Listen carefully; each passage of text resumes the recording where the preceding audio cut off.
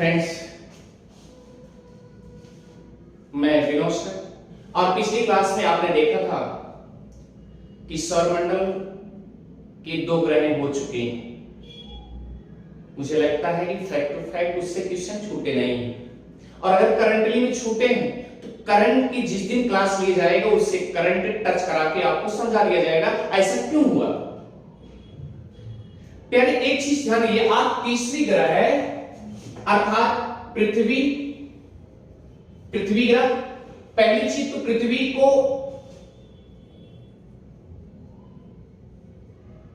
ध्यान दीजिएगा, पृथ्वी जो है ये तीसरी ग्रह है और क्रम से तीसरे नंबर पर है। और याद रखना प्यारे, आकार से 5वें नंबर पर है। यानी कि भैया देखो, ये बुध, शुक्र और पृथ्वी, तो ये क्या हुआ, बुध और शुक्र,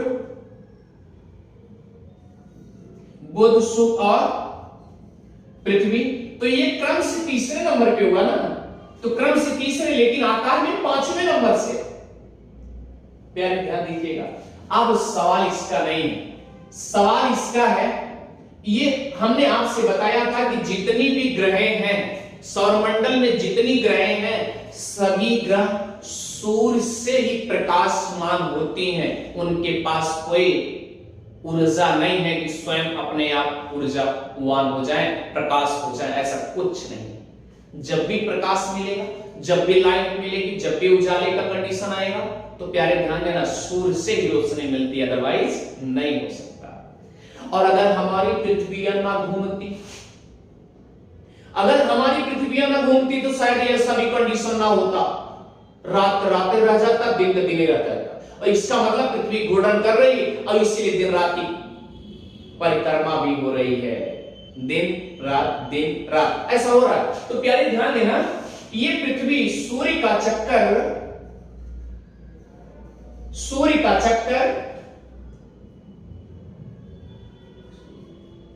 365 दिन 5 घंटा 48 सेकेंड लगाती है, ये भैया सूर्य की चक्कर लगाने में। और याद रखना भैया, जब ये एक चक्कर लगा लेती है, तो जब ये एक चक्कर लगा लेती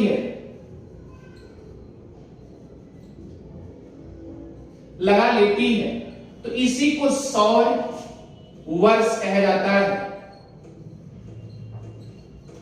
क्या कहता है? सौर वर्ष कहा जाता है। अब सुनो भैया, और भी कहानी, अगर सूर्य की परिक्रमा कर रही है तो ऐसा तो नहीं है कि अपने आप में घूर्णन कर रही है, अपने आप में भी घूर्णन करती है ना, क्योंकि घूर्णन करते हुए पृथ्वी स्वयं में घूर्णन कर रही है। और पृथ्वी जब घूर्णन करते हुए, एज एग्जांपल हलवाई के दुकान पे जैसे जाएंगे तो ऐसे क्या करता है, एक जलेबी बनाता है, याद होगा मिठाई जलेबी बनाता है, तो ऐसे घूर्णन करते हुए, नचाते हुए ऐसे परिक्रमा कराता है, ऐसे कराता है, करता है नहीं करता? तो सेम कंडीशन इसी तरीके से पृथ्वी की भी हो रही है। तो प्यारे ध्यान देना, सूर्य का चक्कर 365 दिन 5 घंटा 48 सेकेंड लगाती है, और जैसे एक चक्कर लगा दी तो उसे सौर वर्ष कह दिया गया, सौर वर्ष। अब ध्यान दीजिए, ये पृथ्वी जो है अपनी कक्ष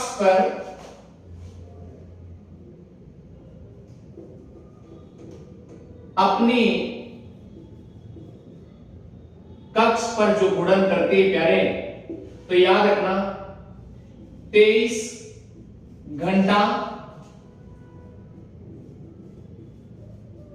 56 मिनट 23 घंटा 56 मिनट 9.54 सेकेंड। क्लियर?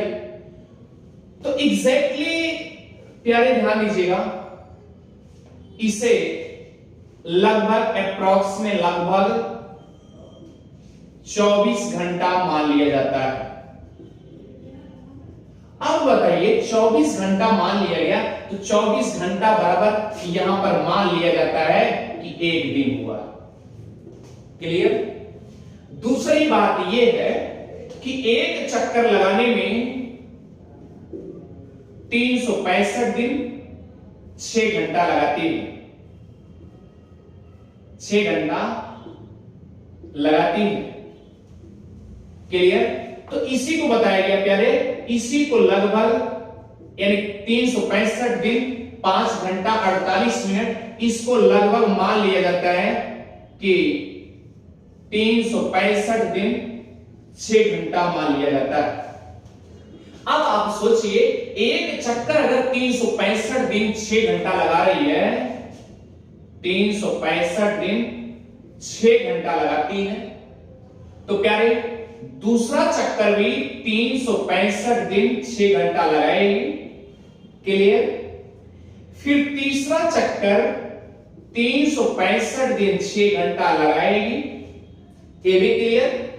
और चौथा चक्कर लगाएगी तो 365 दिन 6 घंटा लगाएगी। अब बताइए भैया कि चौथे चक्कर में यानी जब फोर्थ टाइम हुआ तो क्या हुआ, ये टोटल एडिशन करेंगे तो 24 आवर होगा कि नहीं होगा? आप बताइए चौथे चक्कर में आपका क्या बढ़ गया, 24 घंटा बढ़ा, और 24 घंटा बढ़ गया, 24 घंटा बराबर यहां पर क्या बताया गया, 1 दिन। तो यह 1 दिन बढ़ जाता, यानी कि हर चौथे वर्ष 24 घंटा पूर्ण हो जाने के बाद 1 घंटा उसे मान लिया जाता है, और यानी कि चौथे वर्ष 1 दिन एक्स्ट्रा बढ़ जाता है प्यारे। और जब 1 दिन एक्स्ट्रा बढ़ जाएगा तो 365 था और 1 दिन एक्स्ट्रा बढ़ा दोगे तो क्या होगा, 366 दिन हो जाएगा। और 366 दिन जब हो जाएगा, इसी को लीप वर्ष कहते हैं,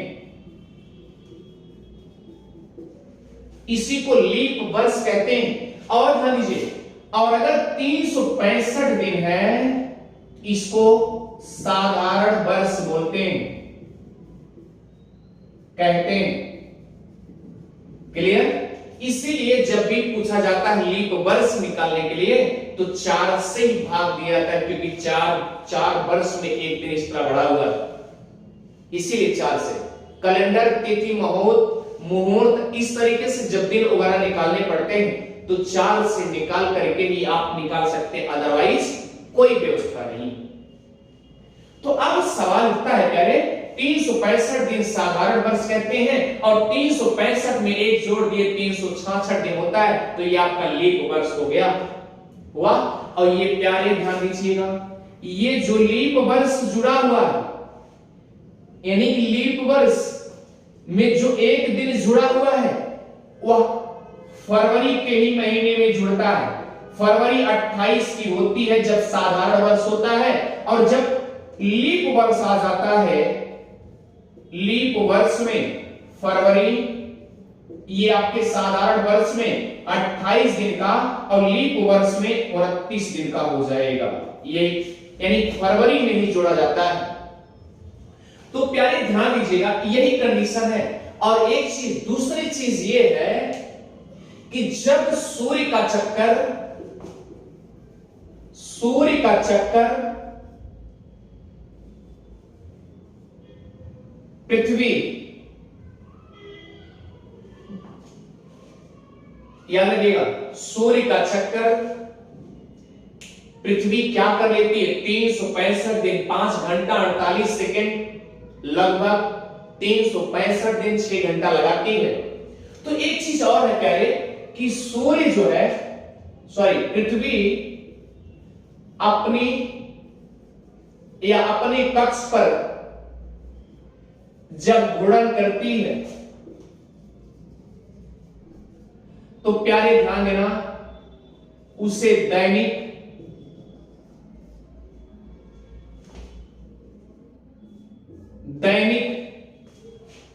कहेंगे। ठीक है? अब दूसरी ध्यान दीजिएगा, इसका कंडीशन है कि हमने आपसे ये भी बताया भैया कि सूर्य जो है, सूर्य के प्रकाश से ही सभी जितने सौरमंडल में क्या है, प्लेनेट है, ग्रह है, सब एक प्रकाशमान होते हैं। और एक चीज याद रखिएगा, पृथ्वी कहती है क्या, कहती नहीं है, हम आपको समझाने के लिए कर रहे हैं कि पृथ्वी, सूर्य का जब किरण आता है तो वह बगैर कुछ लिए वहां से बैक चले जाते हैं। कुछ किरण, यानी कि सूर्य के कुछ किरण ऐसे हैं, अर्थात आप ये सोचिए 49% सूर्य की किरण बगैर टच किए, बगैर स्पर्श किए रिटर्न कर देता है, परावर्तन का काम कर देता है। और जब ऐसी कंडीशन परावर्तन का काम होगा तो उसे बोलते हैं एल्बिडो। एल्बिडो, उसे क्या बोलते हैं, एल्बिडो। यानी बिना सूर्य की किरण, यानी किसी प्रकार से बगैर टच किए, स्पर्श किए, वो तुरंत वहीं से बैक घुमा देती, उसी को क्या कहते हैं, क्या कहते हैं प्यारे, बता सकते हैं, एल्बिडो। उसी एल्बिडो कहा जाता है। अब अगर पूछा जाए कि पृथ्वी का एल्बिडो कितना है तो 49%। अगर आप सोचिए, अब ये रिटर्न कैसे होता है, ये सोच सकते हैं, जैसे कि आप ये सोचिए कि एज फॉर एग्जांपल कि सूर्य की किरण आ रही है, तो ऐसे तो नहीं होगा ना कि सूर्य की किरण पृथ्वी पर पहुंचने से पहले ढेर सारे एटमॉस्फेयर में क्या होता है, ढेर सारे कण और ढेर सारे प्रदूषण, ढेर सारी चीजें फैली है ना। तो यानी बीच में सूर्य की किरण और ये पृथ्वी, इन दोनों के बीच में आपको पता है कि ढेर सारे मटेरियल आपको समझ आते होंगे। तो वहां से पृथ्वी तक ना पहुंच करके, यानी सूर्य की किरण पृथ्वी तक ना पहुंच करके 49%, 49% क्या कर देती है, बैक घुमा देती है, परावर्तन का काम कर देती है। और इसी तरीके से घुमाने की वजह से इसको प्यारे बोल दिया जाता है क्या, एल्बिडो। यानी एल्बिडो कितना है, 49%। क्लियर हो गया। अच्छा, पृथ्वी को ही नीला ग्रह भी कहा जाता है, ग्रह भी कहा जाता है। भूगोलवेत्ता कहते हैं कि जब हम ऊपर जाते हैं, किसी वायुगमन से यात्रा करते हैं और नीचे की तरफ देखते हैं तो हमको नीला जैसा दिखाई देता है, इसलिए मैं नीला मान लेता हूं। और दूसरी कंडीशन बता देते हैं कि लगभग हवा केवल जल ही है, इसलिए पृथ्वी को नीला मान लेता है। लेकिन हमारा एक सिद्धांत सोचिए कि आप अपनी हथेली पे जब टार्च जलाते हो, क्या रे, अपनी हथेली पर जब टार्च जलाते हो या इस पे हाथ आपने जलाया और जब जलाया, टार्च जलाया, तो ये आपकी कैसी होगी, रेड हो जाती है, क्योंकि ये तो किसी तरीके से किरण अवशोषित किया, लेकिन इधर निकलने की गुंजाइश नहीं थी। और ये क्या किया, ब्लडों में भी इस तरीके से दिखाई दिया और आप उसे क्या करते हैं, पूरा रेड दिखाई देता है। तो सेम कंडीशन हमें ऐसा लगता है कि अगर एल्बिडो की कंडीशन ना होती तो शायद नीला ना दिखाई देता। आप अपने विचार करिए, अपने दिमाग सोचिए। लेकिन हमें आपको इतना ही बताना है कि पृथ्वी को नीला ग्रह कहा जाता है। इतनी बात समझ में आ गई प्यारे। मुझे लगता है कि तीसरा ग्रह भी आपको अच्छे से समझ में आ गया। और अगर आपको समझ में आ रहा है तो आप सब्सक्राइब करिए और शेयर करिए विनोद जीएस गुरु चैनल को। जल्दी से जल्दी आप प्रोग्रेस कर दीजिए। और प्रोग्रेस करने के साथ साथ मैं चाहता हूं कि जल्द से जल्द हम भी लाइव आने का प्रयास करें। उम्मीद है कि 15 फरवरी से लाइव जरूर प्रयास करेंगे। Thank you, best of luck. और आप फैक्ट टू फैक्ट नोट्स बनाते रहिए भाई, आपको अच्छे से समझ में आएगा। ठीक है प्यारे, थैंक यू।